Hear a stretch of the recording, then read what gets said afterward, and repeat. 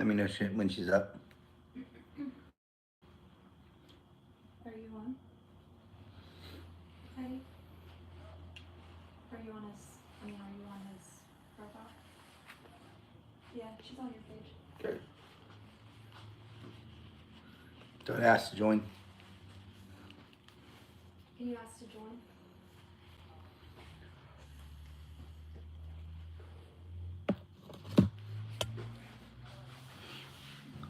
Are you live? I am. I am. Go down and there's a, it says guest. Oh,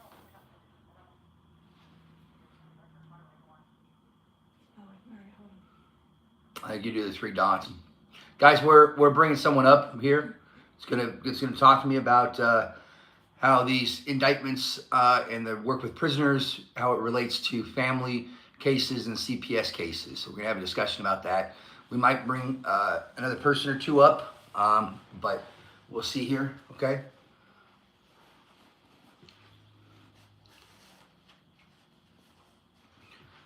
We're going to talk this morning about how these indictments are going to work with prisoners, how it's going to affect CPS cases and family cases. All right, just 1 second, guys. We just got to get her brought up. I don't know if I can invite her.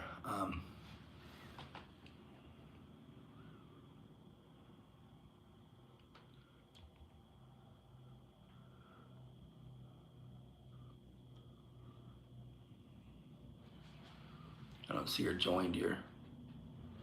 No.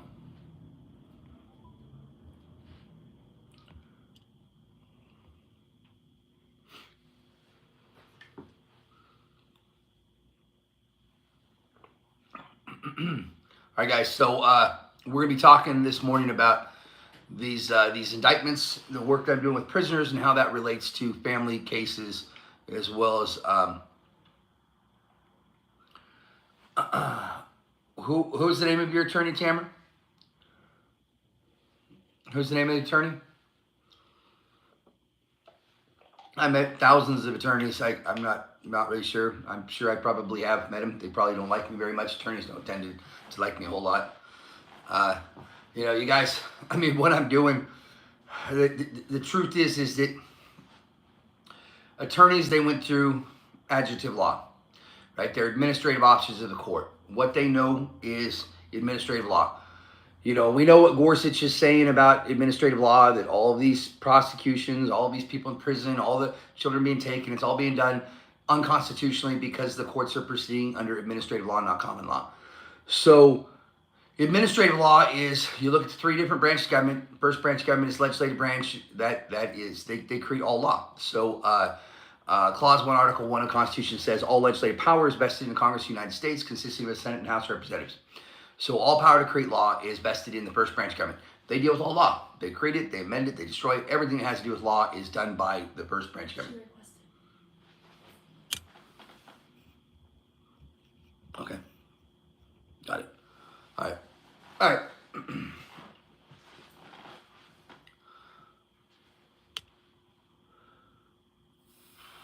1 second, guys. I'll finish up my thought there in 1 second.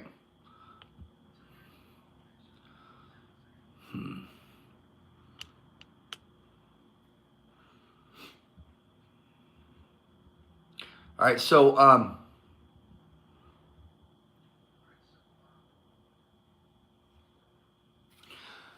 the first branch of government creates all law, right? So the legislative branch deals with all law. Oh, this isn't good.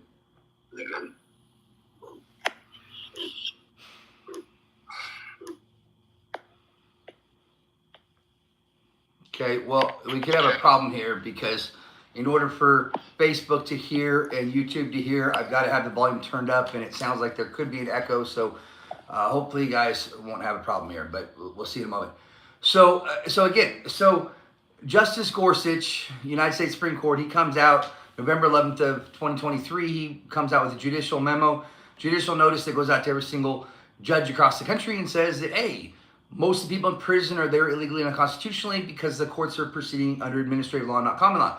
Went on to say that most of the people who are having children taken from them is being done illegally and unconstitutionally because the courts are proceeding under administrative law, not common law. And the third thing is that most of the property being taken from the people of the United States being done illegally and unconstitutionally because the courts are proceeding under administrative law, not common law. He's backed this up by a number of different press conferences that he's done, a number of different media interviews, and also his book, Overruled. If you guys haven't had the chance to read that book yet, I would highly recommend that you guys get out and read it. There's some great weapons that you guys can use in that because of his own words. And remember, when you talk about something in a book and you indicate knowledge of a crime and yet you don't do anything about it, well, that's kind of a crime yourself, right? I mean, that's if you have knowledge of a crime that's being committed and you fail to take action as a public official to address it, if you have the power to do something about it, then you are implicated in it. You may as well be the very person pulling the trigger because you knew about it and permitted it to continue.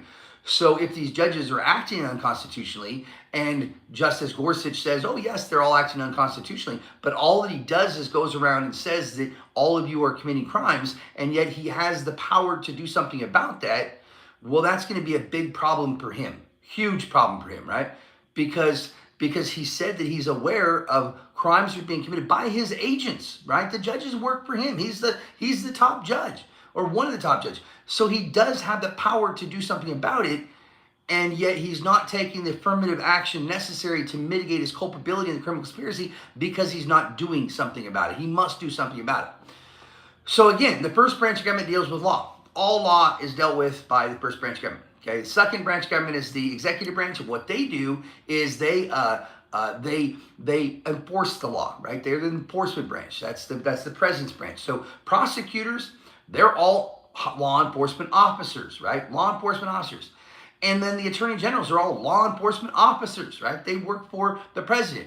The president should be enforcing the law. And that's where we've got a big problem right now, is because administrative officers should not be law enforcement officers. I'm a law enforcement officer. I deal with law enforcement, substantive law. I don't deal with administrative law.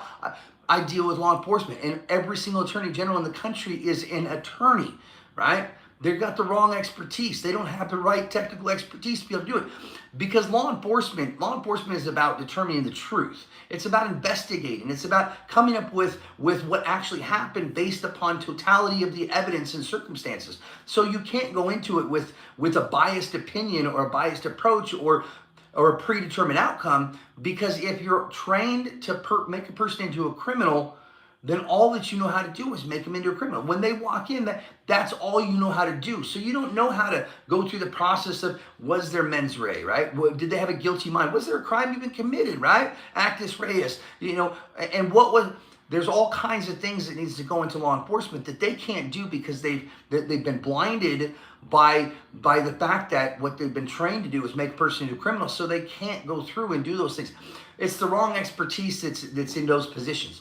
And so, like I discussed yesterday, I mean, one of the things that's happening right now is that I have now served 42 state attorney generals with notices that the crimes are being committed by their agents, right? Clear-cut crimes, right? The Constitution says you must do this. You didn't do it because you relied upon administrative law to do it, right? You relied upon a judge-made ruling that says you don't got to do what the Constitution of the United States says that you must do, and that's a crime. Clear cut. You guys, that's clear. You all know that. It's clear cut, right? So when I provided that notice to those attorney generals and I said to them, hey, man, your agents are committing these crimes. I'd like you to step up and direct them to act in a constitutional, lawful manner. When they failed to do that, then that means that they're implicated in it, because any person who, having knowledge of any of the wrongs conspired to be done and who have the power to prevent or aid in the prevention of the commission of same, neglects or refuses to do so, may be joined to dispense the action, right?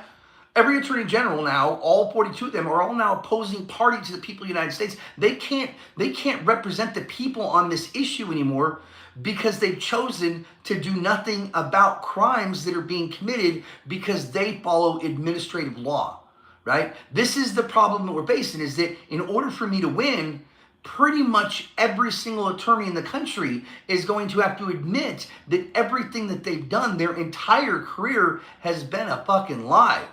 because they didn't understand the law, because they were trained to rely upon the lowest form of law, judge-made rulings that's not even law. They rely upon it as the supreme law of the land. So when a judge makes a ruling and calls it law, they say, oh, that's the law that we must follow. And even if that law amends the Constitution of the United States, the highest form of law, they go with it because they believe that judges make the law. That's known as administrative law, because the third branch of government is the administrative branch. They are there to administer the law. So when the administrative branch creates rulings, because that's all that a judge can do is create a ruling, when they create a ruling and then erroneously and unconstitutionally call it law, that would be administrative law. And that is exactly what Justice Gorsuch is getting at when he says that most of the people in prison today are there illegally and unconstitutionally because the courts are proceeding under administrative law, not common law, because they're relying upon judge-made rulings to deprive people of indictments by a grand jury to perform an arrest. Or they're depriving people of the right to a jury trial, a trial by jury, because they believe that they can do plea bargains with the judge, right? Or whatever number of other things they believe that they can do because judges have told them that they can do it. Judges have said that we make the law, not the people, that we are going to assert our rulings as the foundation and remove what the people created. And that would be your common law. That would be the highest form of law. So again, just like yesterday, and just one second, Heidi, I'll bring you up. So just like I said yesterday, if you want to know what abuse of discretion is, abuse of discretion. Now, abuse of discretion is misconduct. It is extortion. It is perjury. There's a whole bunch of crimes that's associated with abuse of discretion. But what abuse of discretion is, to know what it is, you would go to the Circuit Court Handbook, United States Circuit Court Handbook. And in the Circuit Court Handbook, it describes a two-part test to determine abuse of discretion. The first part is, did the judge rendering the decision, did he apply the incorrect test? All right, I'll come back to that in just one moment. But the second part is, and that's much more damning, is any erroneous view of the law is an automatic abuse of discretion. Any erroneous view of the law is an automatic abuse of discretion. So if you have an erroneous view of the law, that is an automatic abuse of discretion according to the Circuit Court Handbook. According to the Circuit Court Handbook. So an erroneous view of the law would be that in the judge's legal contemplation, that the lowest form of law, a judge-made ruling, is in legal contemplation superior to the highest form of law, the Constitution of the United States of America. That would be an obvious erroneous view of the law, because the lowest form of law, judge-made rulings, is not the law. It is not able to change the Constitution of the United States. So when you rely upon something that is unconstitutional and not law to determine the outcome of a dispute, guess what? You just act unconstitutionally, and your view of the law and the hierarchy of law is erroneous, because the Constitution is the foundation. That's what you go to determine an outcome of a dispute, not the flawed decision of the man that came before you. If you do, you commit the crime of perjury. You commit the crime of extortion. You commit the crime of misconduct. These are all things that judges do every single day if they have an erroneous view of the law. Okay? So what Gorsuch was getting at was that, hey, you can't rely upon administrative law. You can't rely upon a judge-made ruling to determine what is or is not constitutional.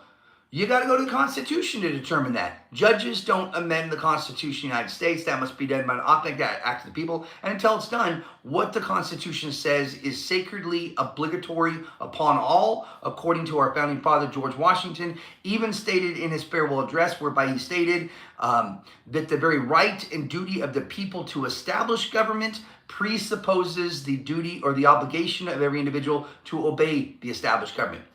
If government has obligations to do based upon the Constitution, then our obligations to obey that government only exist so long as that government is obeying the contract that's in place with them. So, most attorneys, they don't like me. They don't like me because they know that what they've been doing is wrong. They know that the mask is about to fall. They know that they're a bunch of narcissists that is simply pointing their finger back at everyone else and saying, oh, well, you're a criminal, or, oh, well, you're a liar, all these things. And the reality is that all that is projecting, and we're going to expose them for the traitors and criminals that they are, unless they want to step up and work with me to fix this problem, which I'd be more than happy to do. And I'm getting tired of being out here by myself, but I'm clearly winning already. So, I'll do it with or without them. I really don't care. But it's good to know that attorney did acknowledge that he knew me. Yeah, thank you, Tamara. All right, so today we've got Heidi up on here. Heidi is from Minnesota. Heidi had some questions. She's with a mothers group on Facebook and some other things, Telegram or something. And they've got a lot of questions. They've got a lot of questions about what I'm doing and the indictment issue, the prisoners issue, and how could this possibly help mothers and families and CPS cases. And I figured that this would be a good opportunity to have this conversation with her in front of all of you so that maybe you guys can get the same benefit, because this is an important topic, because a lot of you are asking the same exact question. And there is a reason why we're using the indictments and the prisoners as the mechanism to argue on behalf of all the children across the United States of America. You guys may not see it yet, but hopefully by the end of this discussion, you guys will be able to see it. So thank you, Heidi, for joining me. Thank you so much. Yeah, thank you for having me. And I just want to say on behalf of myself and all the women in my group and many other parents that we thank you for everything you're doing, brother, because we know you're fighting for the right side. And when you start pissing people off like you're doing, then you know you're doing the right thing. That's the truth. And I just want to say, anybody that says anything bad about you or thinks what you're doing is for money or what, we know here that you're our boots on the ground, and I've been following you for 2 years, and you are an honorable man, and everything you say is the truth. And it's, unfortunately, people don't understand it, and that's kind of where I'm having the disconnect too, is that if you don't understand the law or evil, then you probably won't understand this. But unfortunately, I do. And I'm tired of, I'm an advocate for, there's probably 100 and whatever just in my group. And that's across the United States. And there's hundreds of, even thousands of family court groups. And there's, 58,000 women, and I'm not excluding dads either, are forced through this family court criminal, I don't know what you want to call it. It's a nightmare. It's coercion. It's covering up of SA abuse. It's the worst nightmare, emotionally, physically, that a parent can go through. And the people you're doing these affidavits for are the people that are the children that started where I'm talking about. And I feel like what I'm trying to do is show that this is criminal. This is not, I've been in family court for 4.5 years, and I started representing myself and studying the law about 3 years ago, and which was a waste because there is no law or truth or evidence in family law.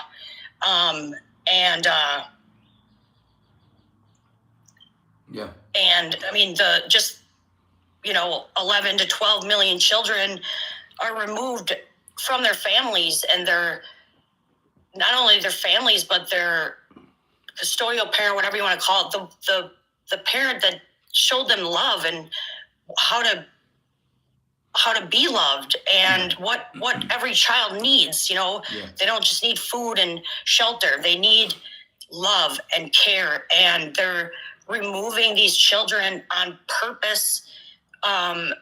It's the destruction of these children, and then they go through the mental health system and probably end up in the prison system. Yeah. And I'm tired of seeing these women going to jail There's not one woman in our group that hasn't been to jail, which is, excuse my French, fucking insane. And I'm sick of the government sticking their goddamn nose in, you know, they don't belong there. They don't belong anywhere near our families. This is my daughter. Like, God gave me her. He's the only one that can take her away from me. Yeah. And they're making profits off of the Title 4D Social Security Act. It's misappropriation of government grants. It's criminal. And I'm trying to convince these ladies, we got to get out of these fucking courts because we're not going to win. This is criminal. And it's hard for people to understand, like, oh, judges won't lie. And, the moral compass of this country is gone. And it's got to be set right. And people need to understand the severity of this national child health emergency that we have going on. Yeah. Because people's mentality is, well, if a judge made a ruling, it must be, it's a judge. Or if you got your child taken, well, you must have done something. Right. But that's not the case. Same with, all these people in prison. Well, they probably deserved it. But people need to wake the F up and see that our country is not that. Why are we so immoral? Why are we so bad? Yeah. Right. And I guess I'm looking to you for answers because I respect you in every way possible. And I believe that there's a connection between what you're doing and what I'm trying to do. And I just want to know what we can do, boots on the ground here. I got 1,300 women ready to do whatever you want us to do. Yeah, well, so thank you so much for that, and I really appreciate it. I'm going to say all glory to God, because honestly, I wouldn't know half of what I know or do half of what I'm doing if it weren't for the power that He gives to me. So let's go ahead and give thanks to Him, because I don't do anything without His permission, because I don't want to mess this up. And I'm gonna be honest with you guys, I'm very slow with a lot of things. I know you guys see that. I know that frustrates a lot of you, but this is such a big deal. This is such a big case, what we're doing here, that I don't want to mess it up, right? And I make sure that I have absolute, complete certainty that the Spirit is compelling me to do something before I do it. And that's also another one of those things where I know that I say that I need donations, but for whatever reason, things just come in. I just get it at the right time, and that's absolutely God. But that also causes or allows me to not do things that I think is the right thing to do, because I don't have the resource to do it. If I don't have the gas, if I don't have a car, if I don't have food, I can't do something even if I want to do it. So lots of times I'll say, okay, I'm gonna go do this, but I can't go do it, right? And so I know that the timing is right, because the door opens up when the timing is right. If the timing isn't right, that door won't open up. So it's actually a blessing to be able to work the way that I'm working, with limited resources, because I know that when the resources come in, I have the mechanism to be able to do it. And so then I know that door is open up, that pathway is open up, and lots of times it'll be a little bit different than what I thought it was going to be, but every single time it works out.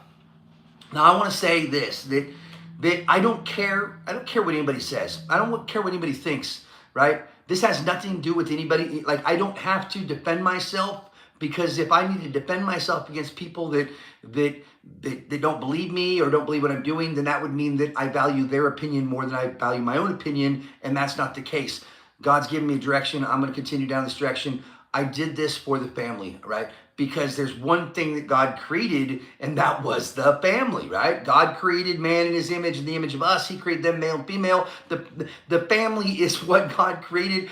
A family can survive without a nation, but a nation cannot survive without the family. What we're doing and destroying our family unit here in America so we can trade it on the New York Stock Exchange in the form of Geo Group, Core Civic, and CCNA is absolutely destroying our family. And this isn't a new thing, right? Even chattel slavery is destroyed by the breakdown and destruction of the familial unit. The family is essential to the fabric of a society, and so as a result, That's what we're fighting for. That is absolutely what we're fighting for, because just as you said before, you know, we are all talking about the initial financial incentive through the Title 4D Social Security Act. Everybody knows that these states are getting financial incentive grants from the federal government for every single child that they remove, and even adopt out, they even get more. But nonetheless, we know about that financial incentive. Nobody is arguing that, right? Everybody's pointing at that. But what we're not talking about, and what we've got to start talking about, is the long-term financial incentive that exists for this system. Because for every child that you remove from the love and care of their family, of their mothers and fathers, those children lack a sense of self. They don't know how to be a person because they've lost their heritage. They've lost their direction. Everything that they need to be able to become a person, right, out in society was taken from them, and now the state is hurting them in such a way and causing trauma in such a way that now they have an 80% likelihood of going to prison over their lifetime. So a lot of people have a problem with me sitting here talking about prisoners, right? A lot of people talk about how oh, you know, he's just fighting for prisoners. But you guys, every single one of those prisoners is someone's child. If you want to talk about fighting for the family and fighting for children, then you know what? We've got to include all children of all ages, of all races, and of all economic backgrounds, because they are all children that have been abused, and yet that trauma has never been healed.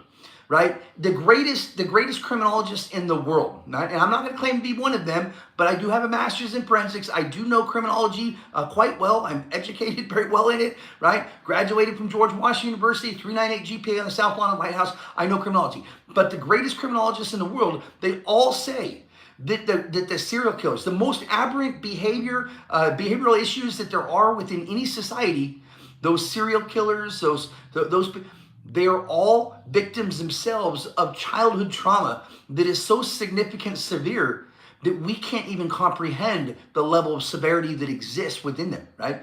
So these are children. We're not born to hate. We're not born to hate. Absolutely not.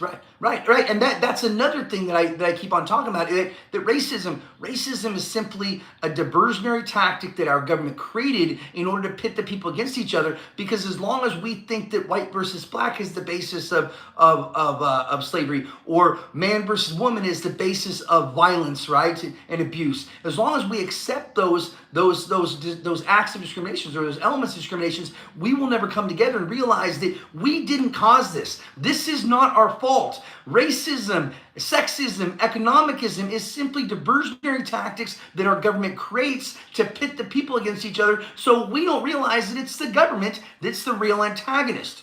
You see, the people are united by economics, right? The people are united by faith. The people are united by unity and peace. That's what brings the people together. And that starts with the family. Because if the family is healthy, then the nation will be healthy, right? But as long as our leaders, as long as the right versus the left, the man versus woman, as long as there's the discriminatory elements that exist within our family collectively, right? And that our leaders are teaching us that you just hate each other and badmouth each other and you know, ostracize half of our society under some sort of a discriminatory element, instead of coming together and saying, you know what makes America great is our ability to be able to communicate, right? We don't have all white people here, or all black people here, or all Latino people here. We have all people here from all parts of the world. That means that we have the best ideas, or the ability to produce the best ideas, because we have the best of all worlds. Everybody comes together here, which means that if we want to come up with the best solutions, we have resources to do it, because the people have the knowledge from all corners of the world here. And if we come together and come up with solutions because we're adult enough or mature enough to be able to debate an issue, we can come up with the best solution. We can do it. Our society, this could be the most amazing country in the world, and yet we have 5% of the world's human population, but 26% of the world's prison population. That's because we're simply taking people with good ideas and good incentives that were misdirected and abused and hurt and trauma committed because people didn't care about them as a child or what happened to them as a child, and then we're throwing them off in an institution and saying we're going to force them into involuntary servitude because they're a criminal and they're bad. They're not bad. Well, regardless of race, whatever, I don't care what country you're in, I mean, you remove the mother from a family and or the loving parent or what then you're done. Yeah. You've destroyed that family, you've destroyed the next generation, Yeah. and it's just it's done on purpose. Yeah. And, So it's let me say how the family dynamics work, because it's actually a really beautiful thing, you guys. It's a really beautiful thing. Is that God made man and woman, right? Man and woman, they come together and they create a child. Okay.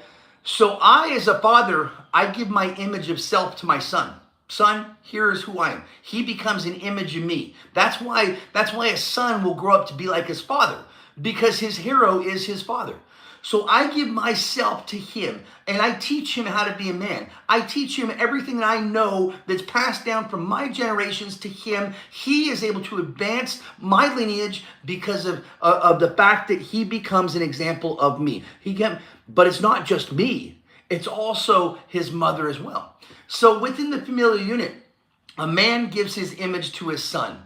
His son's first hero is his father. That son is going to grow up to be like me, which is why I've said numerous times that if I'm going to be proud of the man that my son becomes, I must first be proud of the man that he emulates. This is about me setting the example for my son, saying, you know what? If I'm not a part of your life, I'm still going to set the example, because I still want you to know this is what you do, son.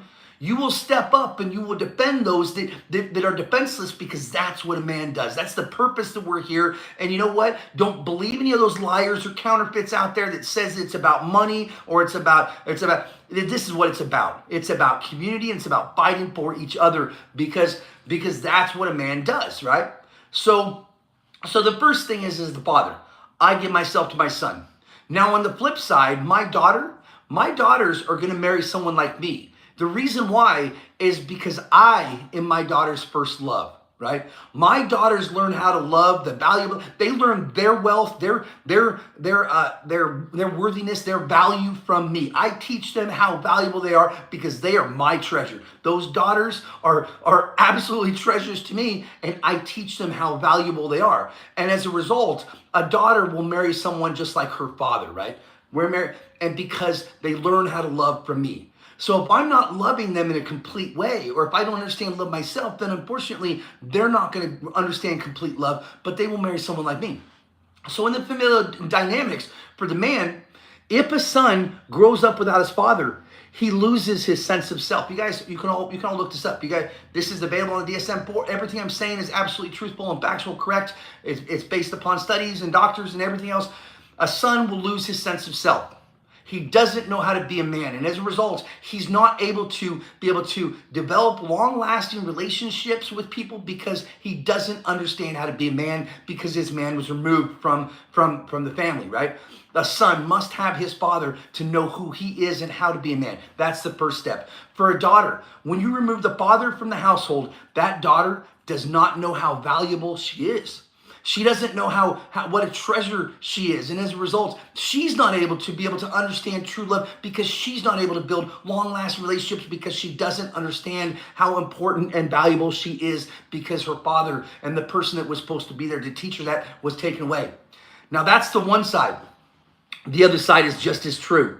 That mother gives herself to her daughter. Her daughter will become like her, right? So without the mother, that daughter has no sense of self. She has no idea how to be a woman, because her example of woman was removed, right? Now she can't build long-lasting. Now she's suicidal. All of these things because she doesn't know how to be a woman, right? Now impacts her life, her entire life, and all aspects of her life, because what she needed to have was the love of her mother to teach her how to be a woman. Very, very simple, right? What God created here. Now on the flip side, for the daughter, or for the mother, the son's first love is his mother. The son learns how to love from his mother. That's why a son will marry someone just like his mother, because she's the one that teaches him how to love. So absent the mother, that son doesn't know how to love. right? He doesn't know how to grow and build long-lasting relationships because he doesn't know how valuable he is. And as a result, he's not going to go out and build these long-lasting relationships and not be a part of society that's going to be significant and equitable for. He's not going to know how to be able to build relationships because he didn't get that knowledge from his mother. As we break down the familial unit and we remove a child from the love and care of their family, these children are now growing up without any knowledge whatsoever of who they are, of their heritage, of how to be a person, because the corporation is teaching them how to do it. They lost the love that they need to become the person that they need to be, which means that the only thing that we need to fix this is love, right? Love. We can fix this with love. God says, and he's been very clear, love is the way to do this. That's why hate is not working. That's why we're going the wrong direction. That's why when we take hurting people and put them in a hurtful situation, a prison, and say, go get better, it's not going to work. Because what they need is love. That's all that they need. If we love these people, we can heal these people. We can teach them once again who they are. Because we will accept responsibility as a society for what happened to them. Okay? So TikTok, you guys aren't able to share anymore because apparently I'm being my theme is something. It's offensive to people. So I'm sorry if I'm offending people by talking about the family. I just think that this offensive. is a very important. The truth is offensive. Yeah. So if you guys aren't able to share anymore, we've got at least one restriction now because this is offensive. So I'm so sorry that I'm offending everybody. If that's the case, I apologize. So again, Heidi, what I'm saying here is that this is about the family. This is about the family. But I agree that the problem that I've had up until this point has been people look at what I'm doing at the end. They're seeing that I'm arguing prisoners. I'm talking about prisoners, and they're not seeing how that has anything to do with children, right? And I want this conversation. I want you to help me tell the people why it is that I'm doing this for children, because those prisoners, they were children. Now, I know that we're talking about the end, and we're talking about something that someone did. We're talking about the end and how and these horrible people have done horrible things. But what I like to say is this. We have got to stop looking at what people do, and we've got to start looking at what was done to them. Because when we look at what they do, all we see is a monster that needs to pay for the things they've done. And that creates this vengeance-based system that we have in place today, right? Where we say, oh, look at that monster and look at what that monster did. We're going to lock that monster up, and they need to pay for things they've done because they're a piece of garbage and they don't deserve love. Because look at how big of a monster they are. But when we look at what was done to them, long before that crime, as a child, as a husband, as a mother, then we see that something tragic happened to them. And that changed the trajectory of their life. And now they're living a life that they were not meant to live because something was done to this person that was not their fault, that created trauma, and it altered the course of their life. And now they're living a life that they were never meant to live. And we call them a monster and say, here you are, right? Here's a monster. But we don't realize that that monster was created. It was not born. A child was born, not a monster. That monster was created because of the trauma that we ourselves are failing to acknowledge and address here in our nation, which is why I say that one of the things that we have to do, if we want to set up the future for a better world, for our posterity, then we have to make decisions today to fix this fucking problem. Today, right? That doesn't mean tomorrow. It doesn't mean that we can keep these people in here because they're a monster and we want those monsters to be punished. No, it says we're going to put into place systems and solutions and ideas today so that tomorrow we're going to have a better future for our children. This isn't going to change overnight, you guys. We're not going to go from serial killers, from rapists, from all these people that are aberrant behavior, that are bad behavior, that are dangerous behavior. We're not going to change that tomorrow. That's not going to happen. But what we can do is we can take these people and we can say to them, you know what? Something happened to you. Something happened to you, and we're going to take responsibility as a society for what happened to you because we allowed a system to destroy the one thing that God created so that they can profit off of their illegal acts. And then we did it in our ignorance. We just permitted this to happen. It's our responsibility to fix this. And the way we fix this is not by permitting a system to continue to label 2.9 million people as monsters. Instead, we label them as people. And we put them into an institution that is going to restore what they lost over their lifetime, because the system said that we're going to get involved in a family. We're going to destroy the mother and father. We're going to make it easy for divorce. We're going to, all of these things that we ourselves are permitting to do because it makes the people of the United States a lot of money, right? And we can't do that anymore. So all that I'm saying is that let's take these children. I don't care how old they are. I don't care if they're a 50-year-old child or a 2-year-old child. I want to take these children and I want to give them the love that was taken from them. I want to give it back to them. And I want to see what that does for our society. Because my thought, my feeling, my idea is that that's going to work.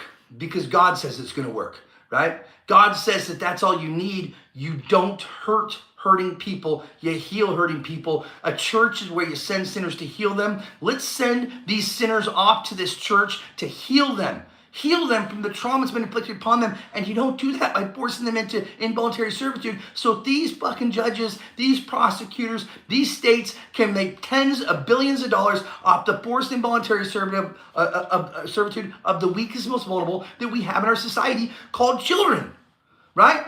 All 12 million of these children that have been taken from their families, all 12 million of them, all of them are going to end up in an institution making this system money, because they're going to go out one day and they're going to be put into a situation that is not going to be their fault, and they're going to do something that could very well be outside of the parameters of our society's legal limitations. And in doing so, they're going to be put into an institution. We're going to say, look at that monster. Look at what that monster did, right? But we're not going to recognize that when that monster was 2 years old, they were ripped from their mother and father's fucking hands, put into an adoption agency, adopted out so they could be a house slave for some fucking white rich family under this institution that we have called CPS, right? That child deserves to be loved. That child absolutely deserves, and not only deserves, but has a right to have a relationship with their family without governmental interference, already incorporated by United States Supreme Court in 1984. And I want to do that, because I think if we do that, I think that we're going to be able to fix this trauma. I think that child will be able to remember who they were, what they were. And you know what?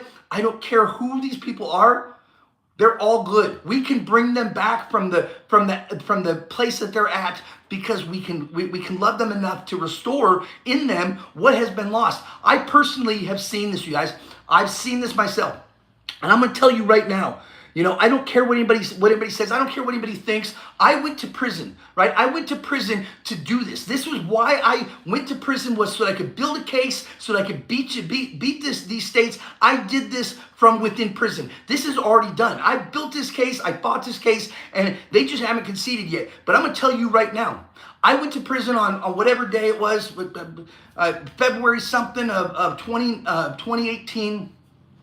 And when I got there, it was one of the scariest things I've ever gone through. But you know what? God was with me. And I knew all along that I had that support, right? The day I got there, right, the first thing I did was I knew that I couldn't prepare the collateral attack. I knew that I couldn't do that, because I had to wait until after the appeal was done. I had to let them set their own trap and pretend like I've just settled in. I've just accepted my fate. I didn't accept my fate. I knew I was there to serve a purpose. I'm gonna tell you guys, I spent 18 or 22 months there, and 10 of those months I didn't have to be there. I stayed there every single day that I could. I stayed there because I needed to get as many people brought into this case as possible. I stayed there through my good time every single day that I could, because I needed to get as many people on board with this as possible. Nobody stays in prison for their good time.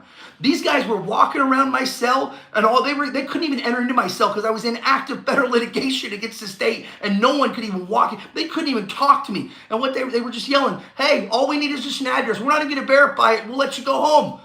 No, I'm here because I've got a job, and I'm going to finish this job. You guys will kick me out when the time is done. I got more than 4,000 people to petition between April 10th, 2019, when I filed the first writ of habeas corpus at the United States District Court, Eastern Washington, against these states, and then on September, when we submitted the last one, 4,000 people between that period of time. And I'm going to tell you right now, That first week that I was there in prison, that very first week, we had that first Sunday, we had less than a dozen people, maybe 10 people in church. It was miserable. No one was happy. It was just the most gloomist and horrible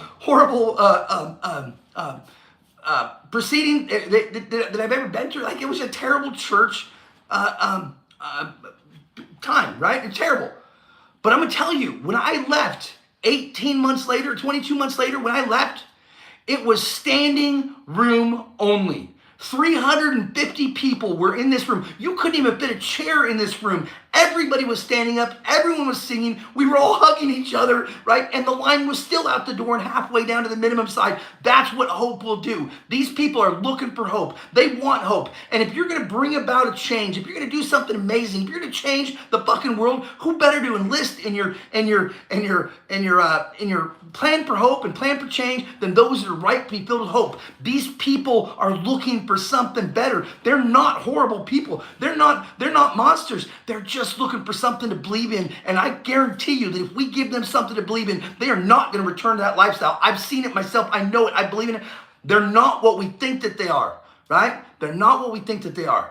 Every single discriminatory element within our society, there's lots and lots of different terms that have carried negative connotations. Like woman at one point in time was a negative connotation. Black at one time was negative connotation. Slave, right? Gay. These are all terms that have been created by our government to create discriminatory elements. So we will look at them and say, oh no, we don't want to believe them because they're scary, because they're gay, because they're woman, because they're whatever. We have one more element that needs to be integrated. One more group of people that's nothing more than a discriminatory element that this system created in order to create hostility and conflict. And that discriminatory term is called criminal, right?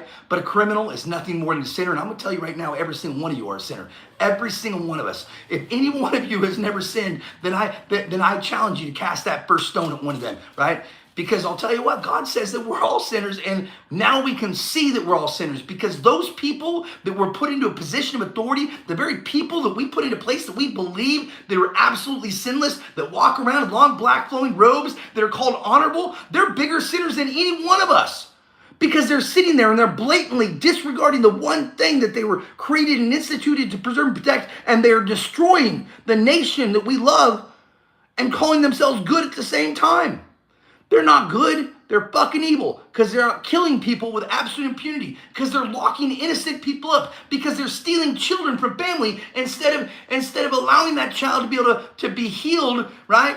Given the love that they need so that they can be the person that God created them to be. Instead, they want to be a monster that the system creates so that all those assholes carrying that honorable title can all profit off of what they're doing. 12 million children stolen from their families across this country. Every single one of them is going to end up one of those monsters that you guys one day, if you don't wake up, is going to say, oh, they're nothing but a piece of shit monster that doesn't deserve love. But when you look at that monster at 4 years old and you see the trauma that was inflicted upon that 4-year-old, what you're going to say then is, holy shit, I can see why that monster did the things they did. And that's not a monster, that's a child. I want to heal that child. So let's get back to that. Let's fix that. That's the point we need to be looking at. Stop looking at what people do. Start looking at what was done to them. Because when we do that, we're going to have a vastly different system that we have in place today. All right? And I think the one of the biggest disconnects is being in this family court fucking nightmare for 4 years. It's in a child health crisis emergency, and people, have the mentality of not my problem. They don't want to hear about it. Sometimes people can't even see that kind of evil, which I'm thankful that they never went through trauma enough to see it. But it's there. It's been there for fucking decades. So every person in those prisons went through this. This isn't new. This is a system that has been set up. It's a mechanism. It's a factory of children, and because of the divorce rate, a lot of these, the family unit is gone. You know what I mean? Like you were explaining what the actual structure is, and sometimes it's just a mom, and sometimes it's just a dad that's got to do both. But what these courts are doing is they're either giving these children to pedophiles in foster care, or they're intentionally giving these children to the abuser. And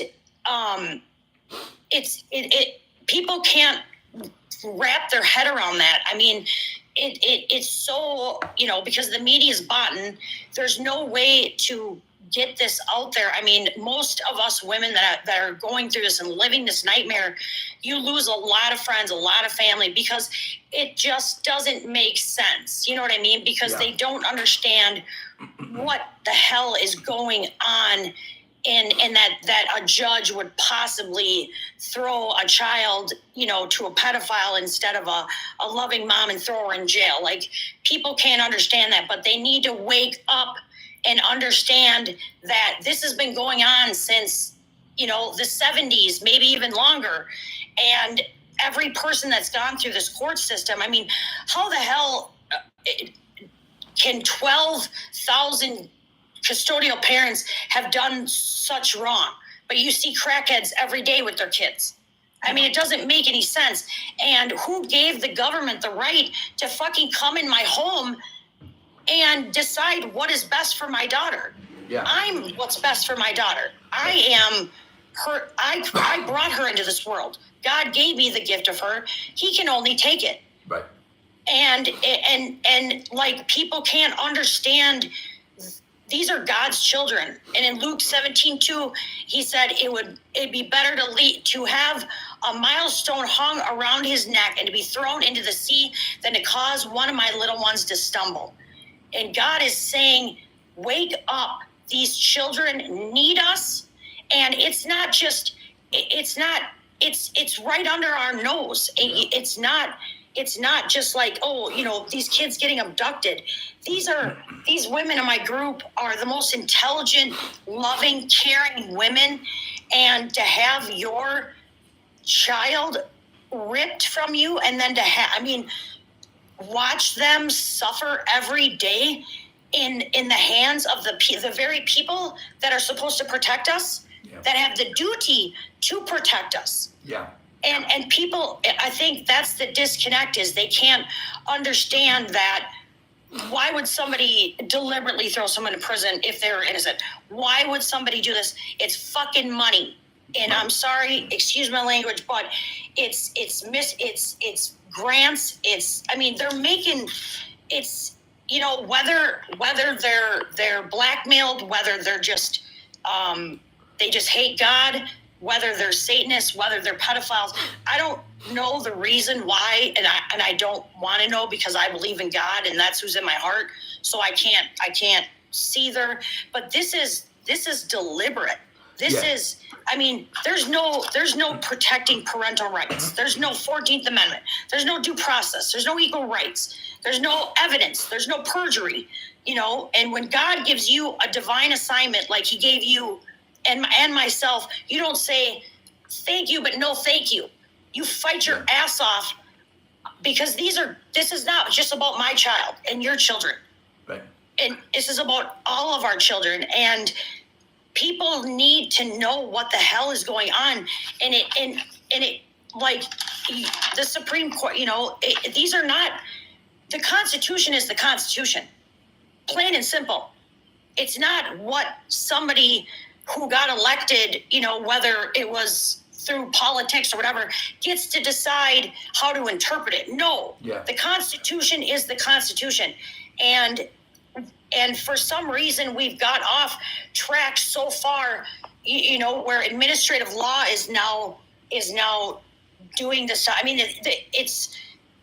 But unless you're in this fucking nightmare as a parent, and I can tell you, my therapist says it's close to like, obviously the death of a child, but like if your child were to become a paraplegic.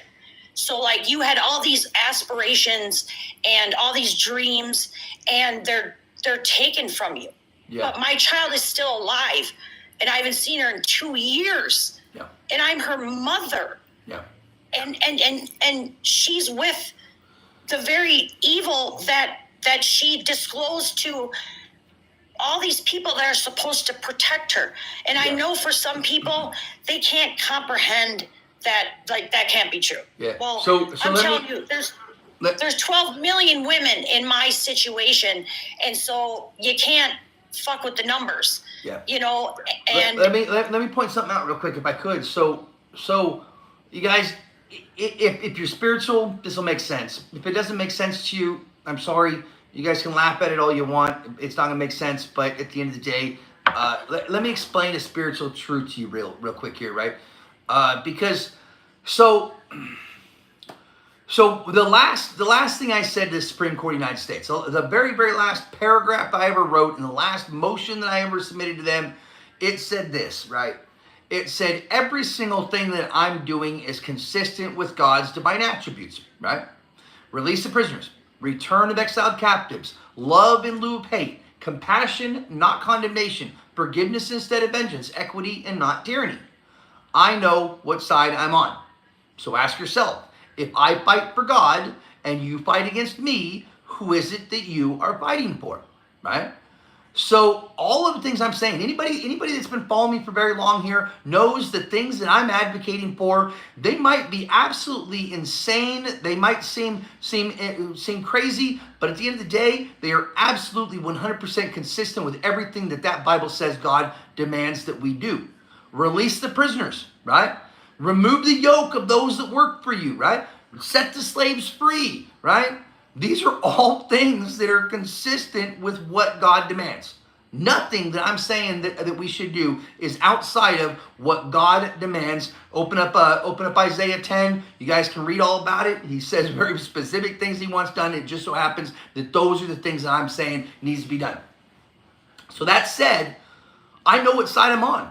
I've known what side I'm on for a long time. I know exactly who it is I'm fighting for because the things I'm fighting for are so crazy and so countercultural that it can't be anything but God, right? Because the things I'm saying is so different than what we've come to believe. Oh, lock these criminals up, lock these monsters up, and yet I'm like, wait a second now. God doesn't say do that. Let's heal them. Let's set them free. The things I'm saying is so countercultural that there has to be some explanation for it. Now, you guys may not get it because maybe you guys don't yet understand the beliefs of God or what God's heart is all about. He's all about forgiveness. He's all about reconciliation. He's all about healing, right? He's not about trauma. He's not about conflict. He's not about fighting or war. He's about love. And love will never seek destruction of anything that it loves. And if God loves you, then why the hell would we seek the destruction of you or your family or your child? God wants the best for you, right? So again, everything I'm advocating for is consistent with what God demands. So if that court fights with me, you got to ask yourself, who is it that they are fighting for? Right? Who is it that because they're not fighting for God, because I know what side I'm on, but I also know what side they're on, because I say, let's set the slaves free. They say, oh, no, that's our property, right? I say, bring them out into light. They say, oh, no, we're going to put them into a dark hole. God says your sins are forgiven. They say, oh, no, we're going to label you a felon forever, right? I say, remove the yoke of those that work for you. They say, oh, no, there are slaves. Everything that court is advocating for is the exact opposite of what God demands. So you got to ask yourself, who is it that they are working for? Because I know exactly who it is that I'm working for, and they're not working for the same side. So that being said, right, understanding that particular truth, and you guys, maybe I'm not right on everything, but I still know who I'm serving, right? I still know whose heart is mirrored, who created my heart, because my heart is the same as I want us to help our people, right? I'm not perfect. I make a lot of mistakes. I do a lot of dumb shit, right? But I also know that God is perfectly happy with who he created, right? I cuss. I speed in my car. I'm not the most pious person, but I guarantee you that God is doing his work through me right now, right? He's doing his work through me right because he created me, and I accept what he created, and I'm proud of what he created because he's proud of me, right? So my point here is that what's going on in the court system, okay, is that judge is typically siding with the wrong person, right? Those children are being placed into the care and custody of the wrong parent. And I don't care what anybody says here. You guys can bitch at me all you want, but I'm gonna tell you right now, I know that every single one of these judges are liars. You know every single one of these judges are liars because every single one of them is committing perjury. Every single one of them, right? Every one. And if they're all committing perjury, that means that they're all liars. And if they're all liars, then they have a different spirit from the spirit that I have.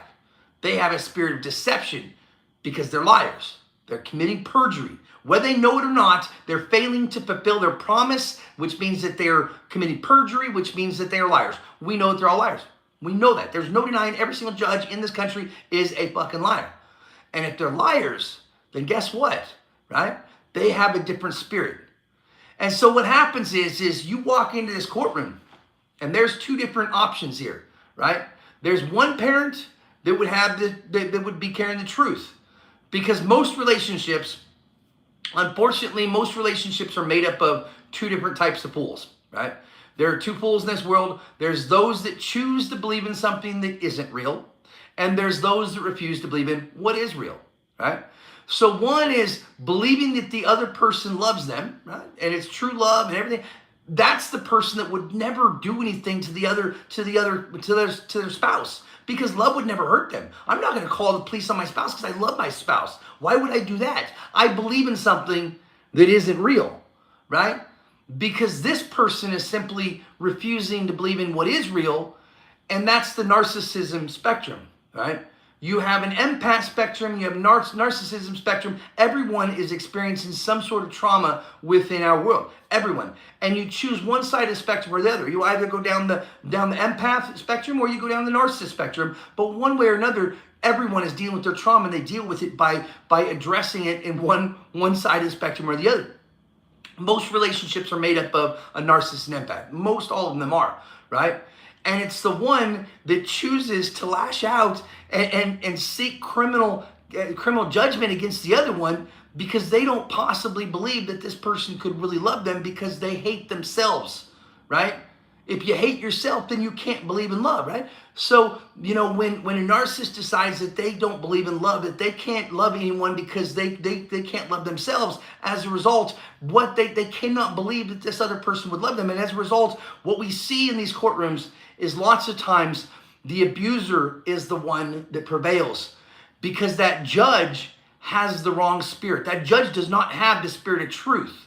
So that judge is not going to be comfortable spirit to spirit with the person that is in love, right? With the person that is actually telling the truth. They're going to side with the spirit that most aligns and makes them feel comfortable because they have a deceptive spirit. So within the courtroom, if you have a spirit of deception and a spirit of love, and they come together every single time, that judge is going to be comfortable with the one that's deceived, with the liar, because the judge themselves is a liar. We know that.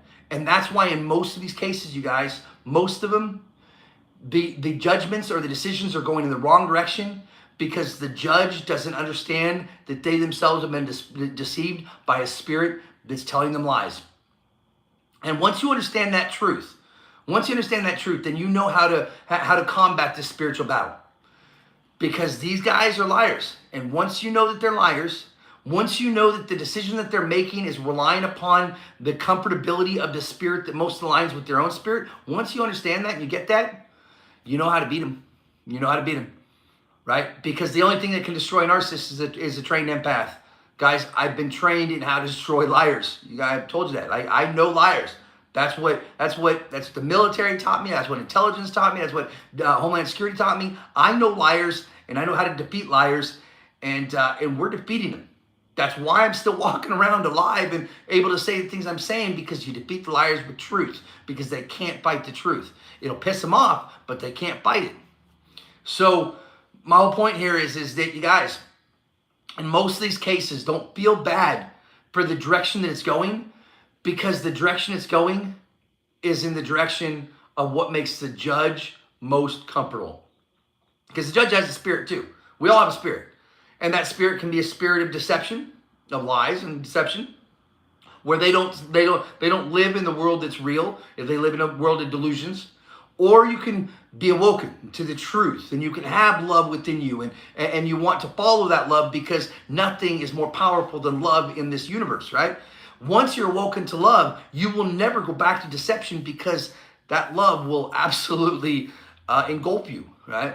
So once you have that spirit of truth, that spirit of love, once you have that, you will always be in opposition with the judge until we get them to acknowledge the deceptive spirit that they've taken on. Once we do that, and that's what I'm working on, guys.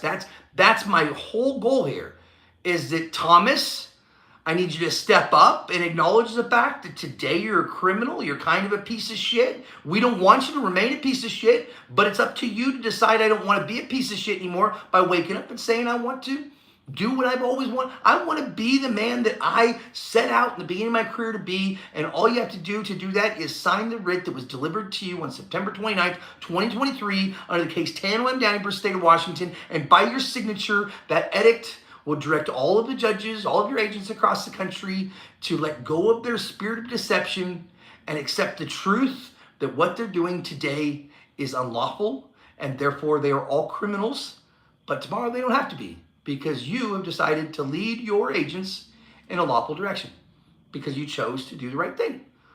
And we're just asking Thomas to step up and do that, because I believe that you're the justice that's going to do it. I believe it's going to be you. I believe it's going to be you, Thomas. And if you want to do that, it's very simple. Step up, sign the writ, create the edict. Don't acknowledge me. Tomorrow, retire into obscurity to never be heard from again. But I'm asking you to do that, because if you don't, then you are a traitor and you have been deceived. And all of your agents, all your workers are just as deceived and dishonest as you are, because you're their leader and you're leading them in that direction, because you're not telling them the truth of what they are. So we need leaders that are going to step up and lead us. And I believe that leader is going to be you, Thomas. I believe it's going to be you. I want it to be you. I hope it's going to be you.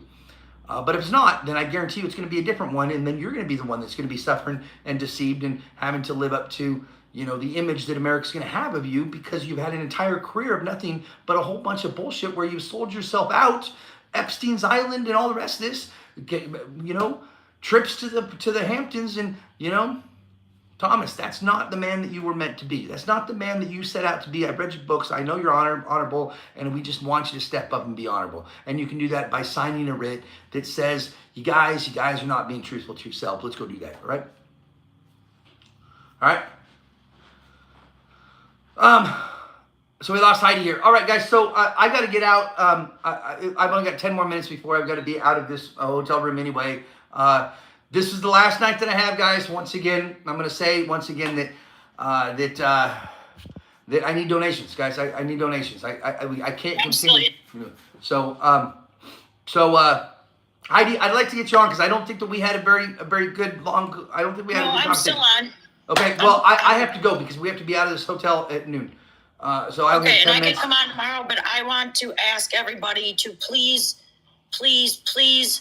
donate, because this is not just about, this is about all of us. This is about, we shall be free. We, the people, shall be free.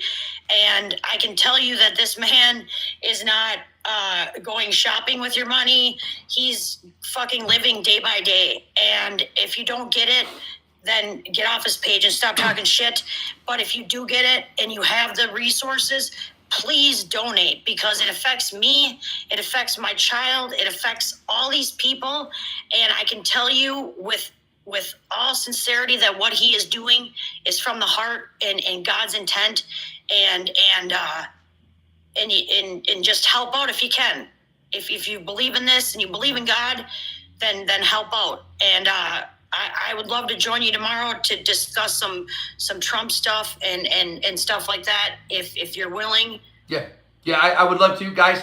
There's a couple things that if you haven't heard about it yet, it might irritate you, might ruffle some of your feathers. But the good news is that when I bring the truth into you, what will happen then is the truth will sit in there for a little while. It'll stew in there, and you guys will have to think about it, and you guys can come to terms with it. So there's some things that I want to talk about with what Mr. Trump is doing and what he's not doing, And I want you guys to think about it, not to piss somebody off, not for political reasons, but so that you can understand the bigger picture. Because just as C.S. Lewis said, in order to understand what it is that you're looking at, you first must understand what it is that you see. I want to help you guys know what it is that you see, right? Because I need to help you understand what it is that you're looking at.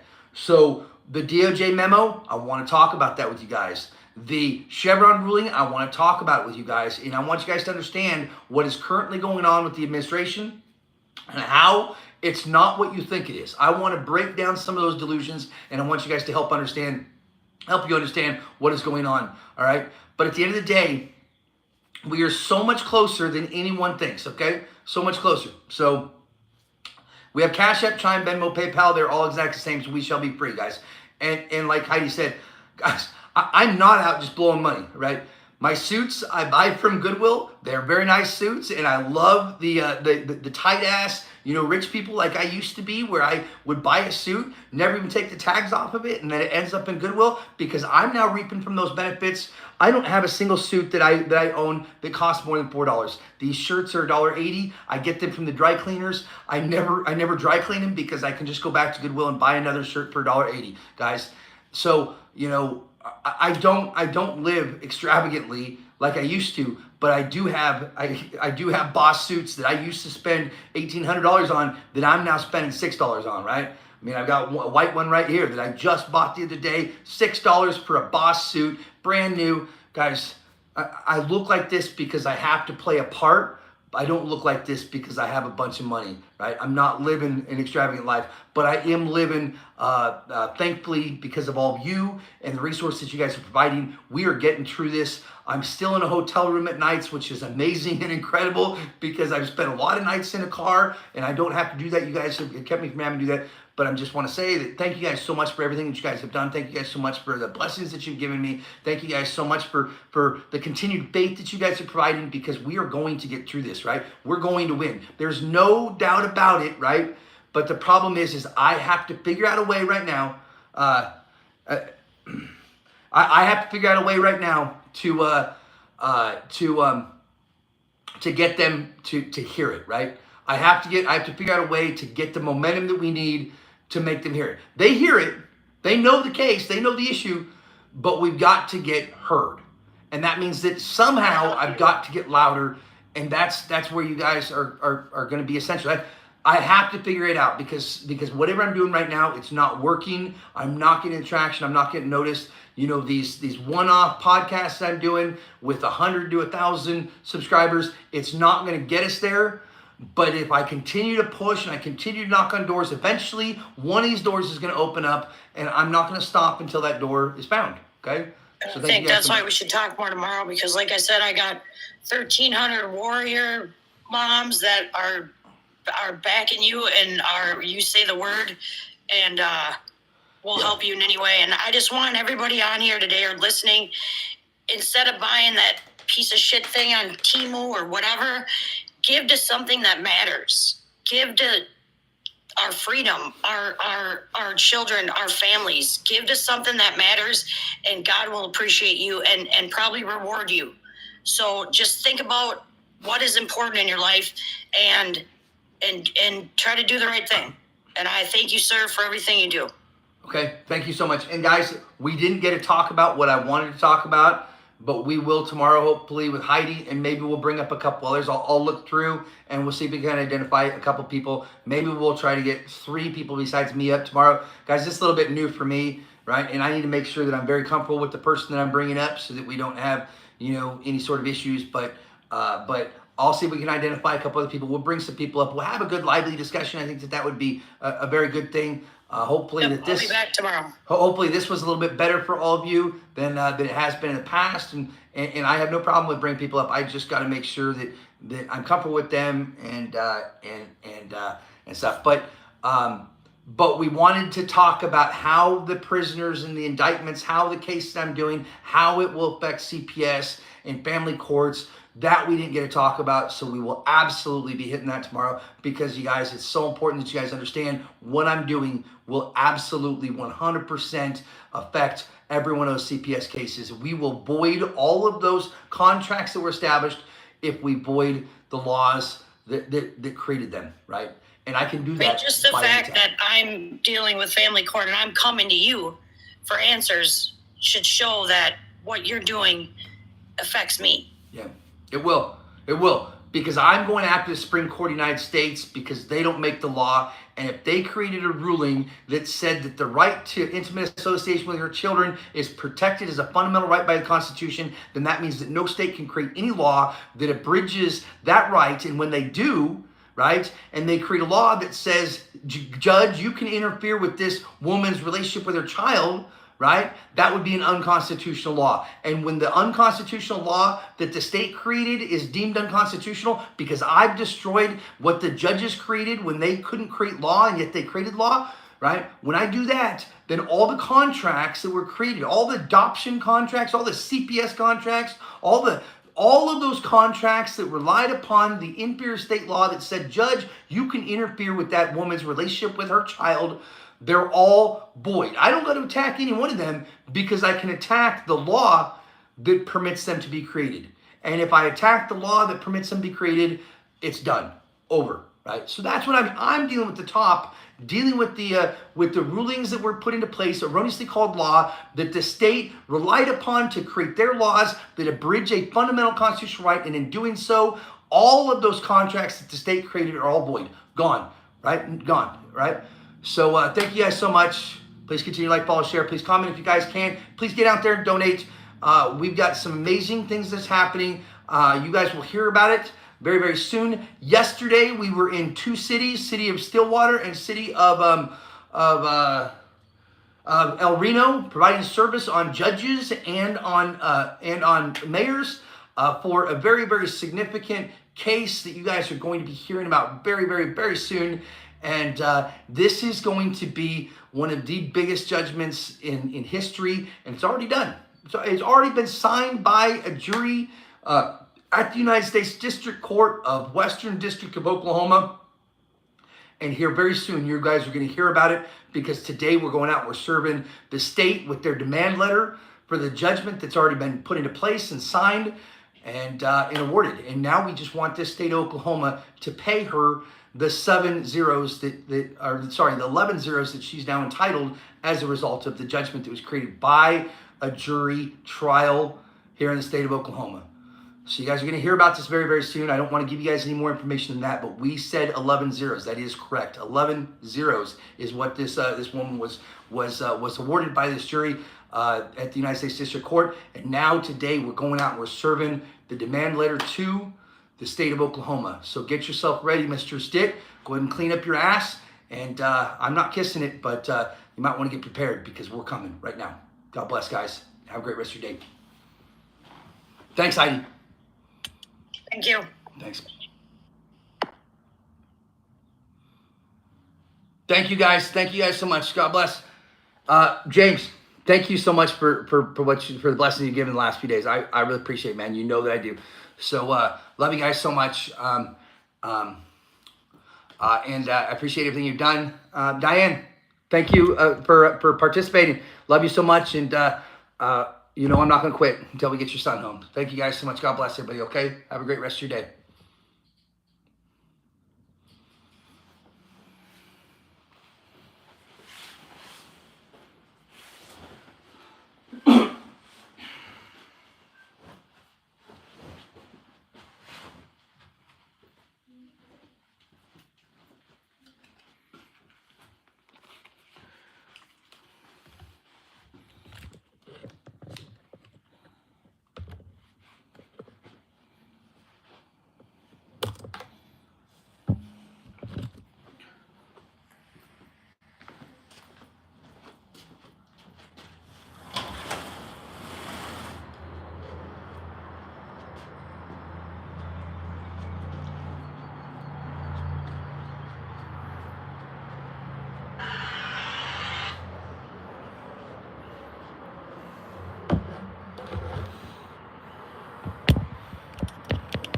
Oh, thank you.